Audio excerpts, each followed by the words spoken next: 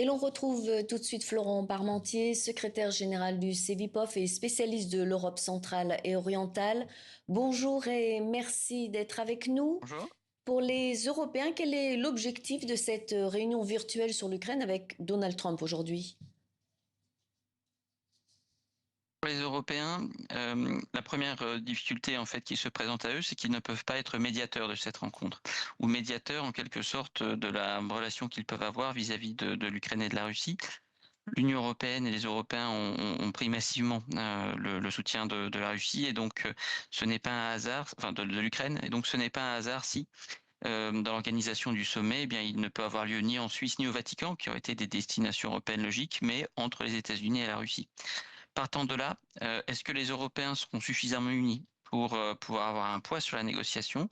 C'est ce qu'on espère du côté des Européens, du côté de Volodymyr Zelensky, parce que si les Européens ne sont pas suffisamment unis dans ce qui se présente devant eux et dans j'allais dire, l'offre qui sera peut-être faite, on attendra pour cela vendredi pour le savoir à l'Ukraine, eh bien, cela placera l'Ukraine dans une situation dans laquelle elle n'aura finalement que deux choix, soit accepter un cadre de négociation qui sera compliqué, soit continuer la guerre avec certainement un soutien des États-Unis qui sera bien moindre. C'est le chancelier allemand Friedrich Merz qui a invité Trump, Zelensky, l'OTAN élu à cette réunion par visioconférence. Pour quelle raison? Très certainement, on sent que nous sommes à un moment important pour l'Ukraine. Important parce que le front dans le Donbass ne craque pas, mais disons que montre des signes de faiblesse qu'il n'avait pas montré depuis le début de la guerre. Ça, c'est le premier élément.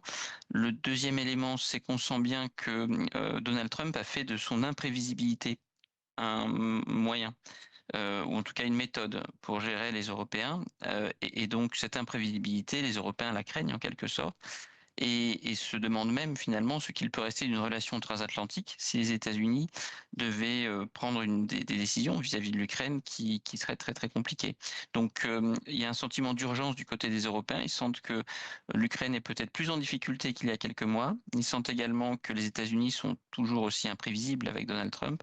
Et donc pour éviter de se retrouver eh bien à la remorque d'une décision qu'ils n'auraient pas souhaitée et qui serait très compliquée pour les Ukrainiens, c'est en quelque sorte maintenant que les Européens doivent agir.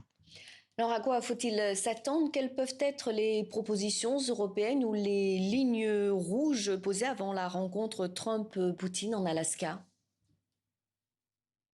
Il y a une première ligne rouge qui était de ne pas négocier le sort de l'Ukraine sans les Ukrainiens, qui a déjà été franchie. C'est un premier élément puisque le président ukrainien ne sera pas dans ces discussions. Et donc ça, c'est un premier élément important du point de vue des Européens. Ensuite, je pense que les éléments importants, c'est tout simplement de voir un petit peu dans quelle mesure les États-Unis seraient prêts à continuer à mettre une certaine forme de pression sur la Russie. On parle en Europe d'un 19e tour de sanctions possible. Il serait très compliqué d'avoir à la fois un 19e tour de sanctions du côté des Européens et des États-Unis qui prendraient le parti avec Donald Trump de renouer des relations économiques approfondies. Auquel cas, eh bien, ce qui serait fait par les Européens se ferait au détriment de leurs propres intérêts. Donc dans ce cadre, effectivement, on se trouve dans beaucoup d'interrogations. Finalement, ce que vont réclamer les Européens, c'est bien de faire en sorte que l'Ukraine ait suffisamment de garanties de sécurité afin de pouvoir envisager un après-guerre qui ne soit pas une pause simplement dans la guerre, mais qui soit quelque chose qui ressemble à une fin de conflit. Et pourquoi le choix de l'Alaska pour cette rencontre au sommet? Alors l'Alaska, c'est intéressant. Le premier élément dont on peut parler, c'est que la rencontre directe en Alaska, c'est eh bien la fin de la recherche d'un médiateur entre les différentes parties du conflit. Les États-Unis et la Russie cherchent à négocier directement, et dans ce cadre-là, l'Alaska, c'est une région qui avait été pendant quelques décennies avait appartenu à la Russie. La Russie l'a vendue ensuite aux États-Unis dans les années 1860, 1867. Et donc, dans ce cadre-là, il y a très certainement de la part de Donald Trump la volonté d'essayer de renouer une relation euh, telle que finalement les États-Unis et la Russie n'en ont pas connu depuis pratiquement le début de l'URSS. Donc il y a un pari historique qui est fait à ce moment-là.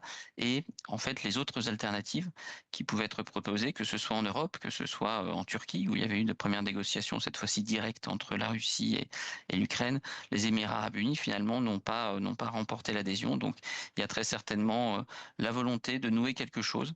Cela fait Merci. certainement partie de l'imprévisibilité de Donald Trump dont on parlait.